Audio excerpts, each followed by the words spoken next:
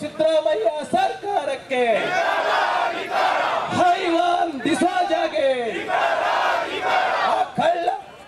ಮೂರನೇ ವಿಚಾರ, SCP STP ಹಣವನ್ನ 25,396 ಕೋಟಿ ರೂಪಾಯಿಗಳನ್ನು ನುಂಗಿದೆ. ಈ ವಿಚಾರಗಳನ್ನು ಇಟ್ಕೊಂಡು ನಾವು ಬೆಂಗಳೂರಿನಿಂದ ಮೈಸೂರಿಗೆ ಪಾದಯಾತ್ರೆಯನ್ನು ಮಾಡಿದ್ವಿ.